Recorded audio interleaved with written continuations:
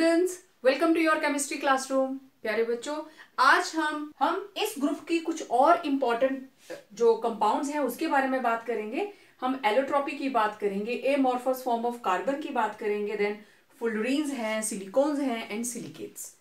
तो सबसे पहले एलोट्रॉपी। एलोट्रॉपी क्या है? पहले हम बात करें what are allotropes. The different forms of same element having different physical properties but same chemical properties are called allotropes. ठीक है, देखने में वो अलग अलग होंगे लेकिन उनकी केमिकल प्रॉपर्टीज आर सेम। सबसे बेस्ट एग्जांपल, कार्बन के दो एलोट्रॉप आप छोटी क्लासेस से पढ़ते आ रहे हो, diamond and graphite. Diamond shining, graphite greyish black. सबने कभी ना कभी ड्राई सेल तोड़ा होगा। ड्राई सेल के अंदर वो जो सेंटर से लंबी सी रॉड निकलती है, दैट इज ग्रेफाइट रॉड। ठीक है, तो इस फिनोमिना को, the phenomena of existence of allotropic forms of an element is called allotropy. ठीक है, तो एलोट्रॉप्स कौन है? Different forms of same element having different physical properties but same chemical properties are called allotropes. ठीक है, अब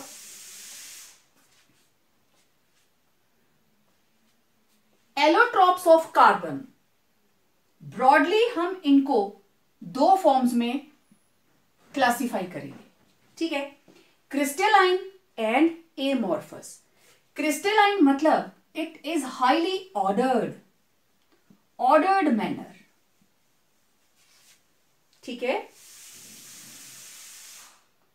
amorphous मतलब no shape, इनकी कोई शेप नहीं होती, ये ऑर्डर्ड मैनर है with definite shape,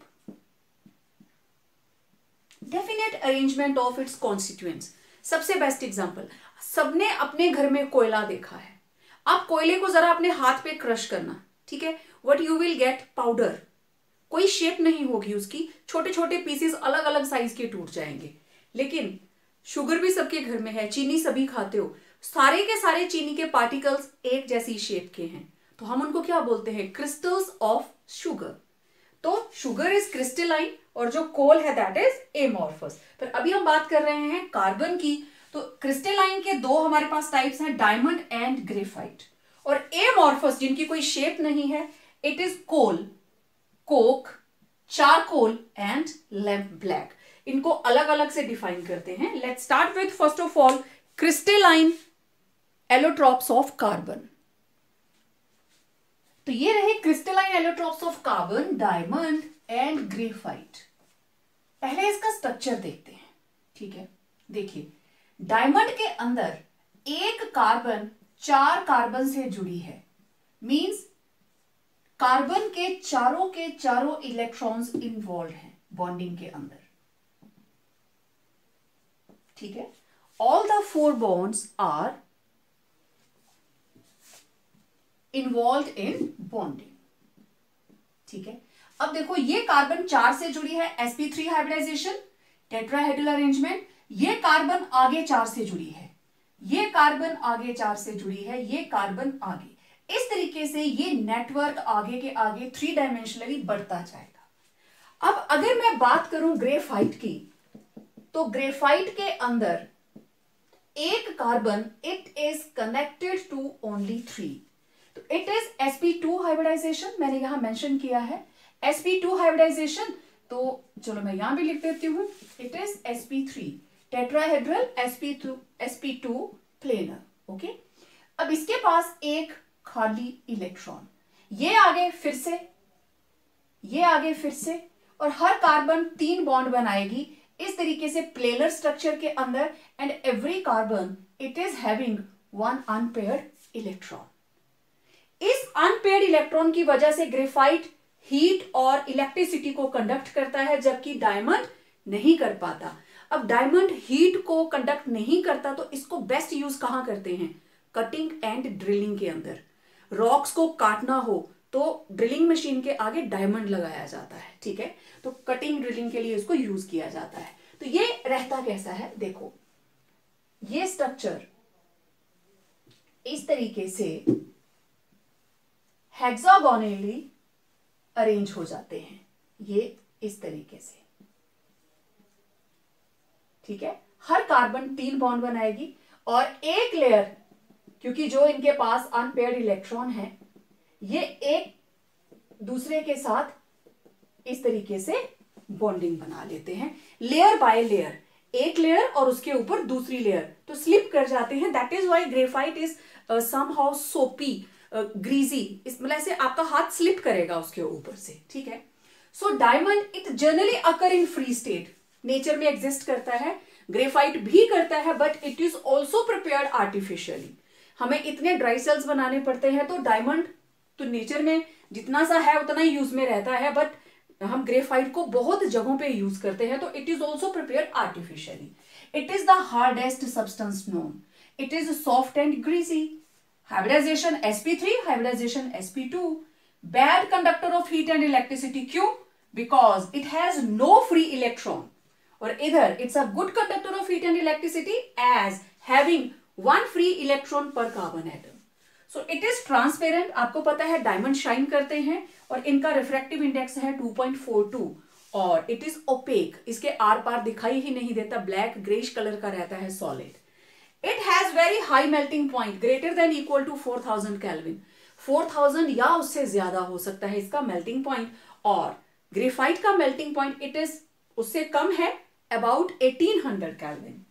It has 3-dimensional structure, but it has layered structure and layers are held together by weak van der Waals force of attraction. कुछ और differences हैं इसके. Next, diamond has very high density in the range of 3.5 grams per centimeter cube, और graphite की density कम रहती है उसे in the range of 2 to 2.25 grams per centimeter cube. Diamond is quite unreactive at room temperature, but graphite it is reactive in nature. Then diamond in jewelry it is used as a precious stone and it is used as lubricants in heavy machines running at high temperature. Jin machines के अंदर temperature high रहता है वहां पे graphite को as a lubricant use करते हैं. And then diamond is used for cutting glass and drilling rocks and it is used as electrodes. Electrochemistry के अंदर redox reactions के अंदर carbon graphite as electrode बहुत जगहों पे use किया जाता है due to its conducting nature, ठीक है।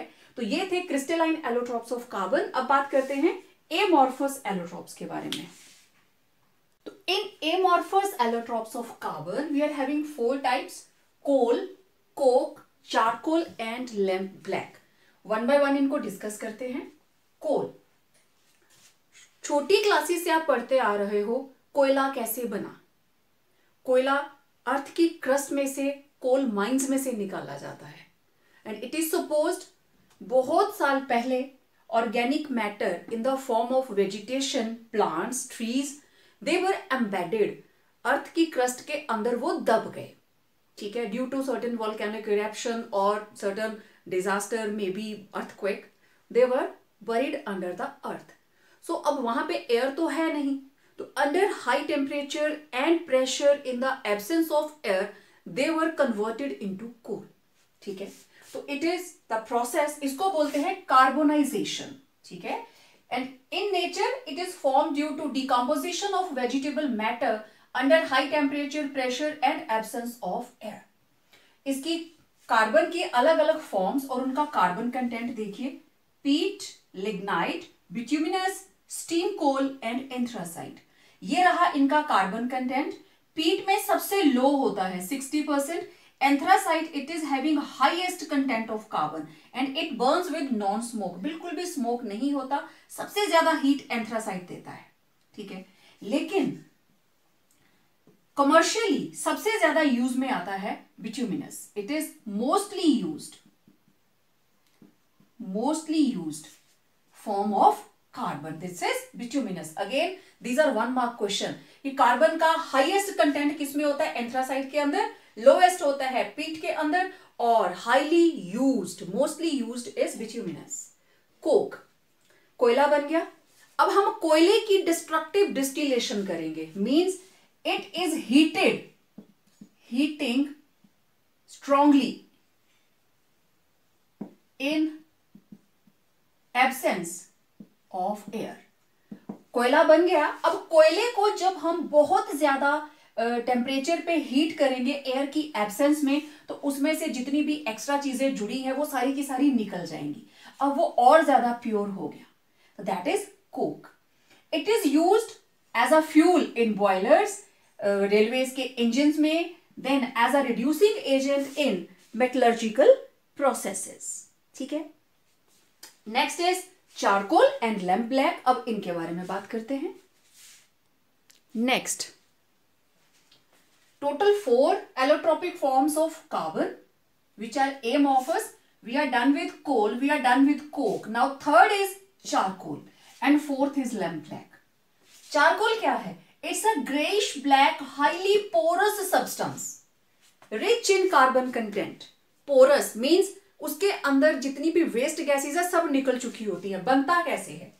3 तरह के हैं mainly, would charcoal, animal charcoal and sugar charcoal. Would charcoal कैसे बना? वुड के पीसेस या नट शेल्स, अखरोट के छिलके, बादाम के छिलके, तो जितने भी नट्स हैं उनके छिलके ले लीजिए, और limited supply of air, limited supply of air के अंदर जितनी भी वोलाटाइल गैसेज है सब एस्केप कर जाती हैं। आप में से बहुत से लोगों ने जंगल में लोगों को चोरी छिपे कोयला बनाते हुए देखा है, दैट इज वुड चारकोल। क्या करते हैं वो? किसी नाले के पास लकड़ियां काट के रखी होंगी, उनको जलाएंगे, जैसे वो थोड़ा सुलगने लगती है पानी डाल के उसको बुझा देंगे, मतलब उसको पूरी तरह जलने नहीं देना है। तो सॉर्ट ऑफ कच्चा कोयला, दिस इज सॉर्ट ऑफ कच्चा कोयला, राइट, वुड चारकोल। तो बहुत सी जगहों पे, जैसे जहां पे अलाउड है कि हाँ जी आप बनाइए, जंगल में तो चोरी छिपे करते हैं लेकिन अलाउड भी है कोयला बनाने के लिए, फैक्ट्रीज हैं, तो वुड के पीसेस लेते हैं, वो चौकोर काटे होंगे या छोटे छोटे पीसेस, उनको स्टैक करते हैं, बाहर से मिट्टी से ढक देते हैं, ऐसे लगता है जैसे कोई टेम्पल है, मिट्टी से उसको गिली मिट्टी लगा लगा के उसको ऐसे ढक दिया। अब उसमें कहीं कहीं पे सुराख कर देते हैं वो, फिर एक जगह से उसकी बर्निंग स्टार्ट करेंगे और थोड़ा थोड़ा धुआं उसमें से ना सुलगते रहता है, तो लिमिटेड सप्लाई ऑफ एयर, और वहां पे क्या बन जाएगा? कोयला। ठीक है, तो दैट इज क्या है? चारकोल। कौन सा? Would charcoal. Carbon content 95 to 98%, और it is used in gas mask and domestic fuel. Animal charcoal और बोन चारकोल, जितने भी जानवरों की बोन्स हैं, एनिमल्स की बोन्स हैं, उनको इकट्ठा करके एक फैक्ट्री में ले जाते हैं, देन उनको डिस्ट्रक्टिवली डिस्टिलेट करते हैं। डिस्टिलेशन मतलब, डिस्टिलेशन आप समझते हो, वेपर से वापस उसको आप वापस लेके आ रहे हो, ठीक है। डिस्ट्रक्टिव, उसको तोड़ रहे हो, means you are heating it strongly in absence of air. Destructive distillation मतलब तोड़ना, means heating strongly, it is being heating strongly in absence of air. This is the meaning of destructive distillation. और किसकी? Bones की, ठीक है। और उसमें carbon content रहता है, कार्बन का कंटेंट है ओनली 12%, एंड बाकी क्या रहता है? Calcium phosphate. This is calcium, this is phosphate, ये रहता है अराउंड 88%। बाकी 12% क्या है? कार्बन। और इसको कहां यूज करते हैं? शुगर इंडस्ट्री के अंदर।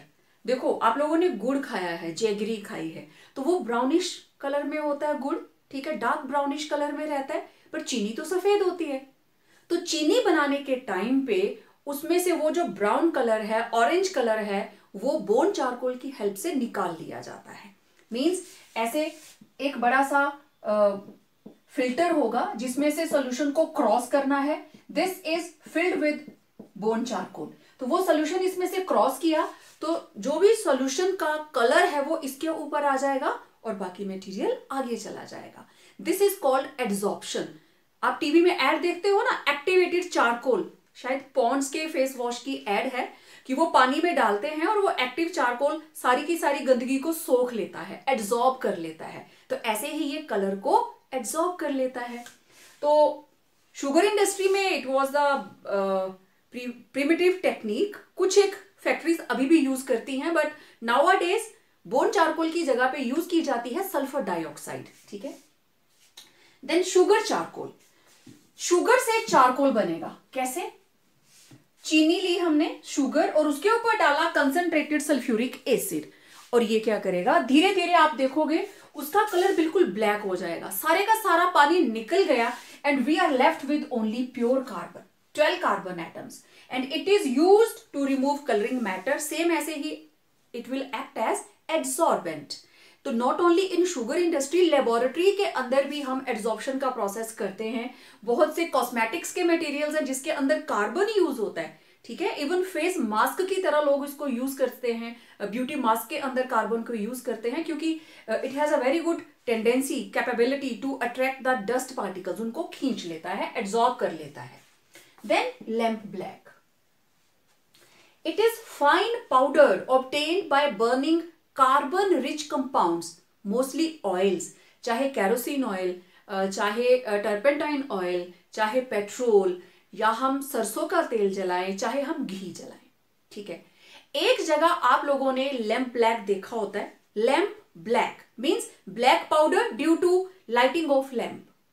तो कोई भी आपने पीर बाबा की दरगाह देखी होगी, वहां पे हर वक्त चिराग जलते रहता है और जहां पे चिराग रखा होता है उसके ऊपर वो कार्बन का सूट जो है वो डिपॉजिटेड होता है, एंड हम लोग उसको बहुत पवित्र मानते हैं. वहां से वो थोड़ा सा टीका निकालते हैं, इधर लगाते हैं, गले पे लगाते हैं. ठीक, तो that is what, that is lamp black. तो प्योर कार्बन है, उसका नुकसान कोई नहीं है क्योंकि आपने देखा ना एब्जॉर्बेंट है, इंप्योरिटीज को निकालता है. तो not only impurities of your inner side, तो वो जो दरगाह का टीका है वो अंदर की गंदगी भी निकालता है, और आप क्वाइट ऑब्वियस आप माथे पे लगा रहे हो तो स्किन की भी जाती है. ओके, तो उसके अंदर कितना कंटेंट है, 90 to 98%. और उस कार्बन सूट को जो फैक्ट्रीज में बनाया जाता है, ये तो एक एग्जांपल था कि आपने कहाँ देखा है, लार्ज स्केल के ऊपर बहुत बहुत फैक्ट्रीज के अंदर कैरोसिन को जलाते हैं और टर्पेंटाइन ऑयल को जलाते हैं और कार्बन को बड़े बड़े ब्लैंकेट्स लगा रखे होते हैं. तो जितना कार्बन उड़ेगा उसके ऊपर लग जाएगा, फिर उसको झाड़ते हैं, पाउडर आ गया हमारे पास बहुत बारीक, और उसको भेज दिया जाता है शू पॉलिश की इंडस्ट्री में, ब्लैक इंक की इंडस्ट्री में. ये आपके बोर्ड के ऊपर मैं ब्लैक इंक यूज कर रही हूँ, it is also having carbon, lamp black carbon, it is mixed in this. ठीक है, I am having this ink, black ink, इसमें हम रिफिल करते हैं बार बार, तो it is having lamp black. Shoe polishes बनते हैं, ब्लैक इंक बनती है, पेंट्स बनते हैं. तो ये थे हमारे पास amorphous allotropes of carbon which were amorphous. ठीक है, next allotropic form of carbon is fullerenes. Now it is a recently discovered allotropic form of carbon. अभी ज्यादा पुरानी टेक्निक नहीं है, and first time it was prepared by H.W. Kuroto, Smalley and Robert Cart by the action of laser beam over graphite. और graphite लिया गया vapour state के अंदर. Then they were given Nobel Prize for the same in 1996. Chemically, what are fullerenes? These are formed by combination of number of carbon atoms. और वो number हो सकता है 32, 50, 60, 70, 80. अभी तक सिर्फ C60 का स्ट्रक्चर आइसोलेट किया जा सका है, and it was discovered by Buckminster, और उसी के नाम पे हमने C60 का जो नाम है बकमिंस्टर फुलरीन रखा है. Now what is that? Buckminster fullerene का structure, it is like a saucer ball, football. ठीक है, परफेक्ट स्फीयर, और उसके ऊपर ये कार्बन जो है वो इस तरीके से जुड़े हुए हैं. ठीक है, this is Buckminster C60 structure like this. This is C60 Buckminster fullerene. ठीक है, अब कुछ कंपाउंड्स देखते हैं सिलिकॉन के. Next is silicon. अब देखते हैं डिफरेंट कंपाउंड्स ऑफ सिलिकॉन. हम बात करेंगे सिलिका की, सिलिकॉन्स की और सिलिकेट्स की. तो सबसे पहले सिलिका, जिसको आप सैंड कह सकते हो. मैंने पहले भी बताया that about 95% earth's crust it is made up of silica and silicates, right. Then it occurs in number of crystalline forms. Silica की बहुत सी फॉर्म्स हैं, quartz, cristobalite, flint and ट्राइडाइमाइट.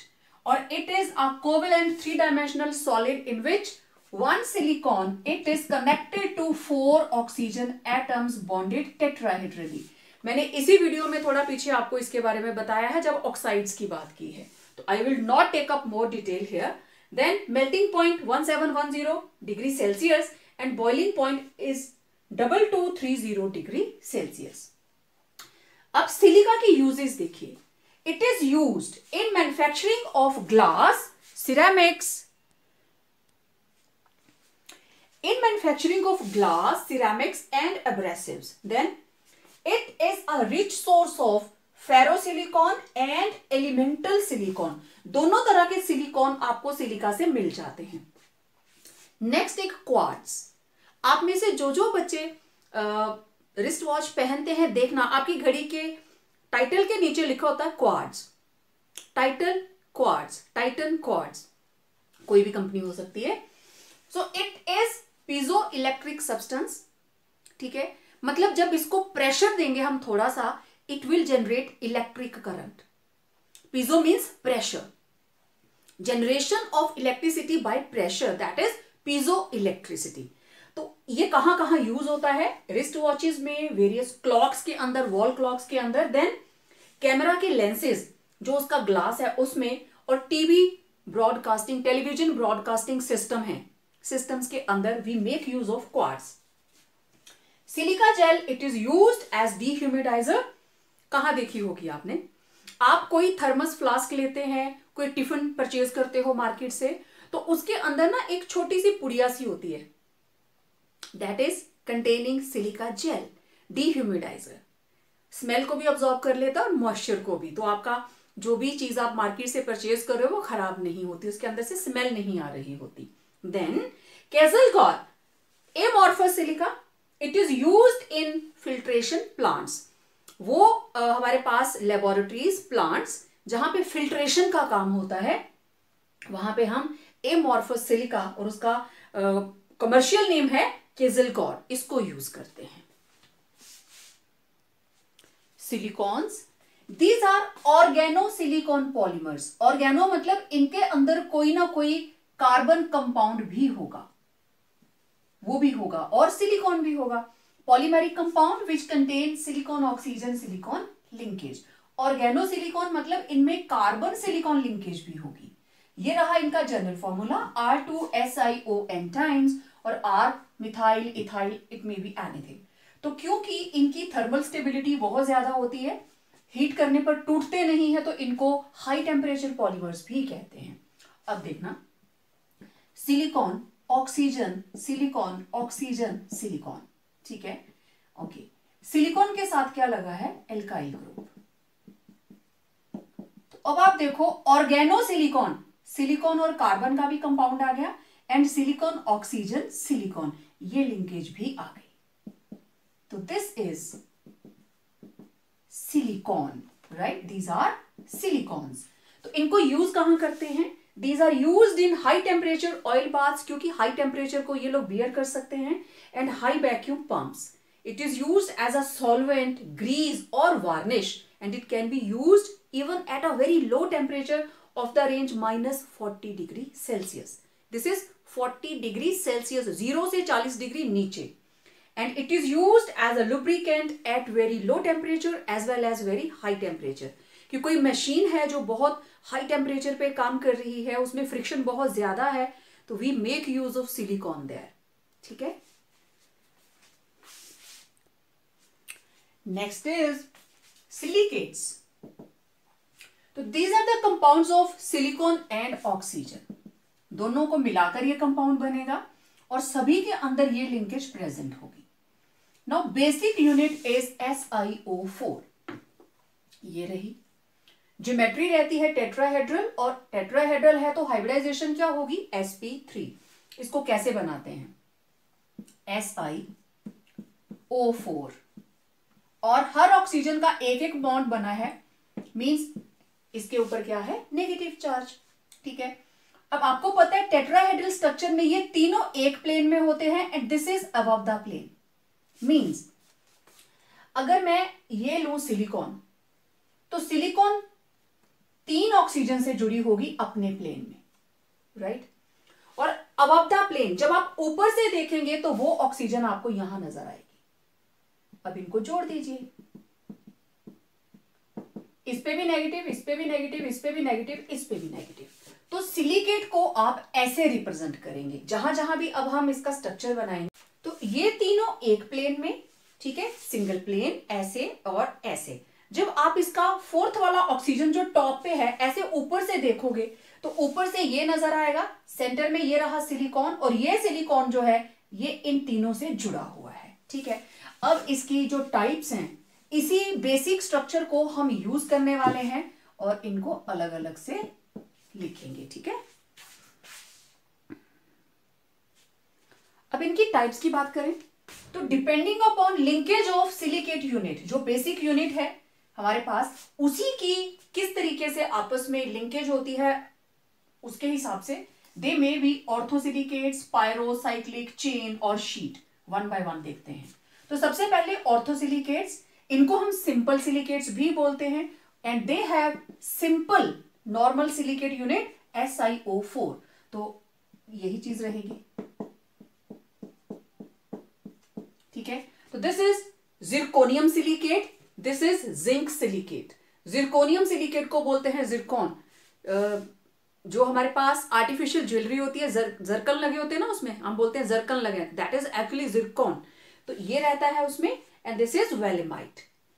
Next पायरोसिलिकेट्स। पायरोसिलिकेट्स का मतलब, अब यहां पे दो यूनिट्स आपस में जुड़ेंगी, ठीक। इधर देखो जिरकोनियम के ऊपर +4 चार्ज, सिलिकेट के ऊपर -4, तो दोनों जुड़ गए आपस में। जिरकोनियम +4, SiO4 4 नेगेटिव, तो ये बन गया जिरकोनियम सिलिकेट। अब आपको पता है जिंक के ऊपर है 2 पॉजिटिव चार्ज, सिलिकेट के ऊपर है 2 नेगेटिव, तो ये 2 लग जाएंगे। वेल, तो next is it is having 2 units, और इसकी बेसिक यूनिट बनी Si2O7। देखते हैं कैसे।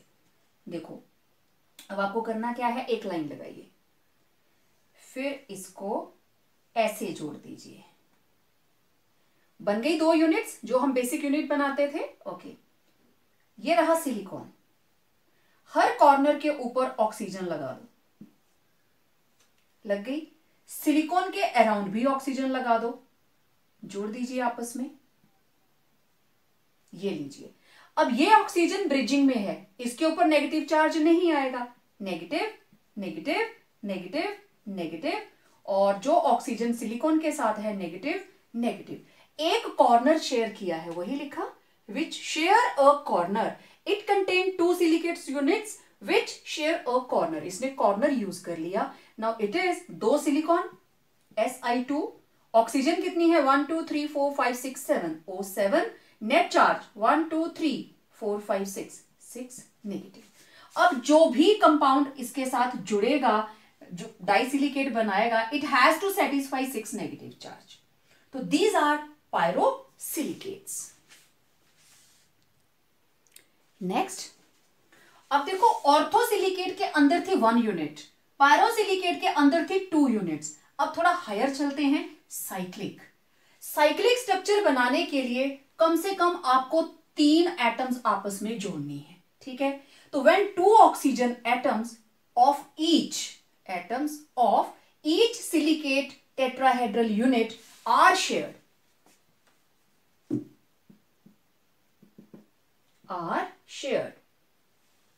with others, they give rise to cyclic और रिंग स्ट्रक्चर।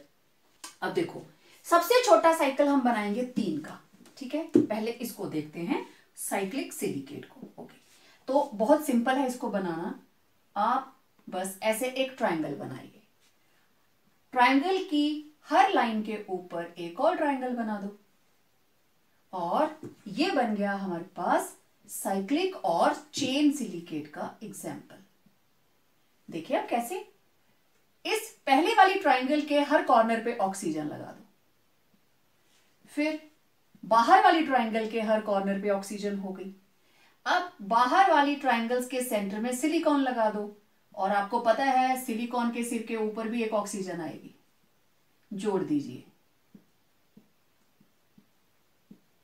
अब ये आपने 3 यूनिट्स जोड़ी आपस में। अब देखो नेगेटिव चार्ज कहां कहां आएगा, इस पे आएगा, इस पे आएगा, इस पे आएगा, इस पे नहीं आएगा क्योंकि ये शेयर्ड है, ये यूनिट आपस में शेयर हो रही है, ठीक है। ये भी शेयर हो रही है, इस पे आएगा, इस पे और इस पे। तो क्या बना हमारे पास Si3, सिलिकॉन 3, ऑक्सीजन कितनी है 1 2 3 4 5 6 7 8 9, O9, नेट चार्ज 2, 3, 4, 5, 6, 6 नेगेटिव। तो आप देख लीजिए, this is the basic unit, इसको 3 से मल्टीप्लाई करो, यही चीज आएगी। आप 4 पे बना लीजिए। करना क्या है, सिर्फ एक स्क्वायर बनाएंगे, हर स्क्वायर के ऊपर एक ट्रायंगल बना देंगे और हर ट्रायंगल के बीच में एक बिंदी लगा दीजिए। डिजाइन बढ़ता जा रहा है। हर कॉर्नर पे एक एक ऑक्सीजन लगा दीजिए और सिलिकॉन को भी एनसर्कल करो क्योंकि इसके ऊपर भी ऑक्सीजन है, बस इसको जोड़ दीजिए। आपकी सिलिकेट यूनिट कंप्लीट।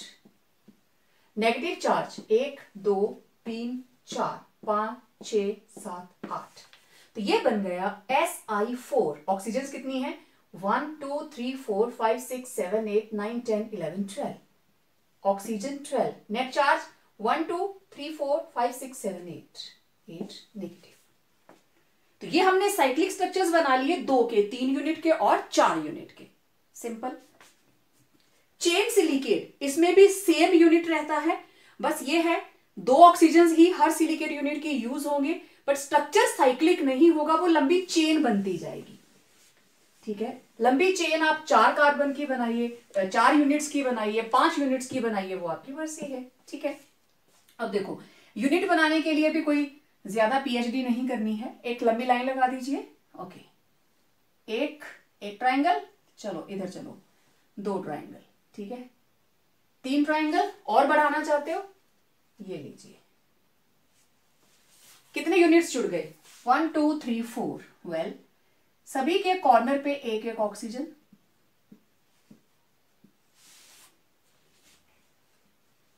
और हर ट्रायंगल के सेंटर में सिलिकॉन। तो हर ट्रायंगल के अंदर सिलिकॉन, और आपको पता है सिलिकॉन के ऊपर भी एक ऑक्सीजन होगी जो आपको ऊपर से दिखाई दे रही है। Tetrahedral arrangement complete. जोड़ दीजिए सबको। तो अब आप देखो कितनी यूनिट्स दिखाई दे रही हैं आपको, 4। नेगेटिव चार्ज कहां कहां आएगा, 1, 2, 3, ये शेयर्ड है, 4, 5, 6, 7, 8, 9, 10। तो ये 4 यूनिट्स जुड़ गई। सिलिकॉन 4 टाइम्स, और ऑक्सीजन कितनी है, 1, 2, 3, 4, 5, 6, 7, 8, 9, 10, 11, 12, 13। O13, और negative charge 1, 2, 3, 4, 5, 6, 7, 8, 9 units. 9 unit negative charge, and this is chain silicate. मैंने 4 बनाए, आप यहां तक 3 बना सकते हैं। 2 नहीं बनाओगे आप, 2 से ज्यादा, क्योंकि 2 में कौन आ जाएगा, पायरोसिलिकेट, इट हैज 2 यूनिट्स। तो यहां पे यूनिट्स 2 से ज्यादा होनी चाहिए। आप 4 बनाइए, आप 5 बनाइए, तो इट इज चेन सिलिकेट, लंबी चेन बनती जाएगी। अब बात करते हैं शीट सिलिकेट्स की। इसमें क्या होगा, इन सिलिकेट की चारों oxygens they will be shared. पहले हम 1 कर रहे थे, 2 कर रहे थे, अब सारी की सारी यूज होंगी। देखना किस तरीके से शीट बन जाएगी। अब देखो शीट बनाने के लिए, sheet silicates, it is 3 dimensional silicate. General formula SiO2 n times, और फॉर एग्जांपल क्वार्ट्ज। बहुत सिंपल, पहले आप एक लाइन लगाइए, ठीक है। इस लाइन के अराउंड सेम जैसे आप चेन सिलिकेट बना रहे थे, तो बेसिकली पहले आपको चेन बनानी है, ठीक है। फिर 2 चेन्स को हम आपस में जोड़ देंगे, देखते हैं कैसे। अब सेम एक लाइन और लगाइए, और कोशिश करनी है जैसे इसके ऑपोजिट, ये लीजिए, ये लीजिए, ये लीजिए, ठीक है। जैसे आप ऊपर वाली ट्रायंगल, उसके नीचे ट्रायंगल, ऊपर ट्रायंगल, उसके नीचे ट्रायंगल, ठीक है। तो इसी तरीके से ये ट्रायंगल जब आगे बढ़ जाएगी तो it will be like this, ये लीजिए, ठीक है। अब इसको मैं आगे एक एक्सटेंशन दे देती हूं, ठीक। मैं इसके नीचे वाली भी कोशिश करती हूं बनाने की।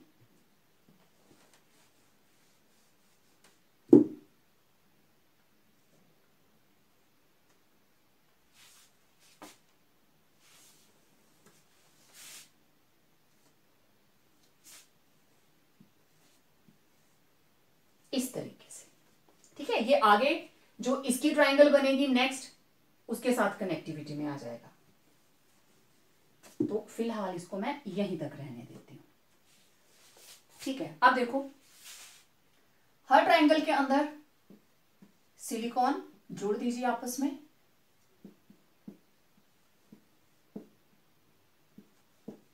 इस तरीके से हर ट्रायंगल के अंदर आप ऑक्सीजन भरते चलिए।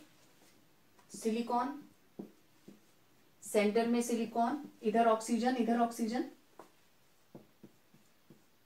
हर कॉर्नर पे एक ऑक्सीजन।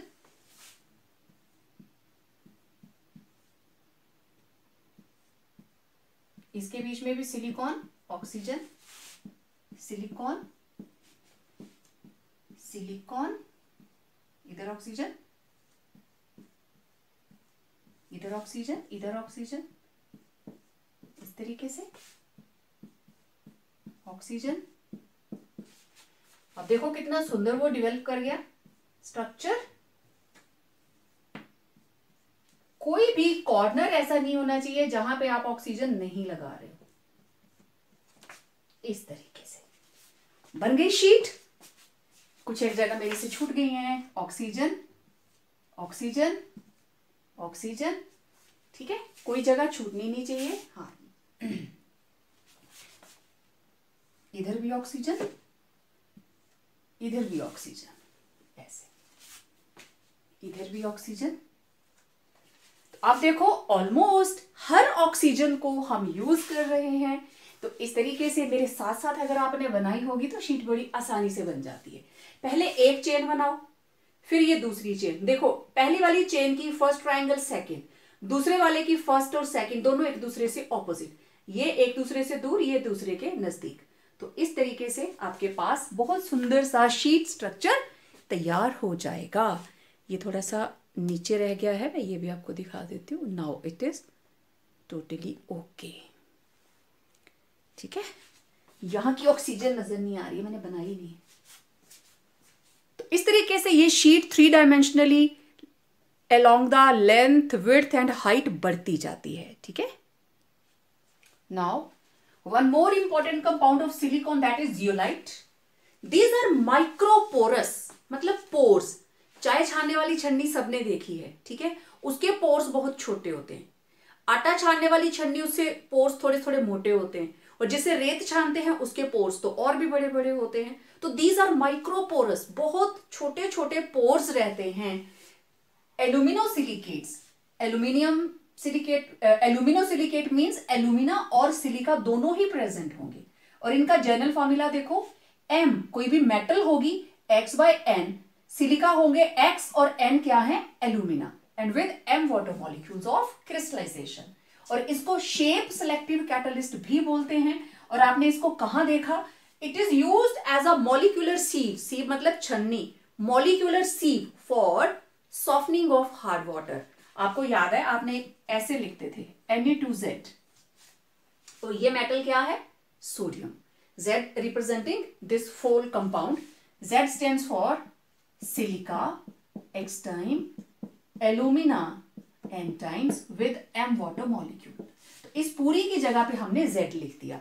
अब आप सॉफ्टनिंग ऑफ वाटर वाला वीडियो जो है वो दोबारा से देखें हाइड्रोजन वाले चैप्टर में, तो आपको जियोलाइट्स का फुल ऑन कंसेप्ट आपको वहां पे मिल जाएगा। तो यहां जस्ट मैं जो जो इंपॉर्टेंट कंपाउंड्स हैं सिलिकॉन के उनको डिस्कस कर रही हूं। तो जब इनको यूज कर रहे होते हैं, जो भी इंप्योरिटी आती है इसके छोटे छोटे पोर्स के अंदर, उसमें हमने देखा था ना ऐसे परम्यूटेड को पैक किया हुआ था। तो जो भी वाटर हम इसमें ऐड करते थे, इंप्योरिटीज यहीं पे एंट्रैप हो जाती थी और वाटर सॉफ्ट होके आगे चला जाता था। ठीक है, डिटेल के लिए आप प्रीवियस वीडियो हाइड्रोजन का जरूर देखें। सो आज के वीडियो में इतना ही। It was all about group 14 carbon family, its chemical properties, its important compounds. तो मिलते हैं एक नए कंसेप्ट के साथ, एक नए वीडियो के साथ बहुत जल्द। Till then stay home, stay safe and revise S block as well as P block elements.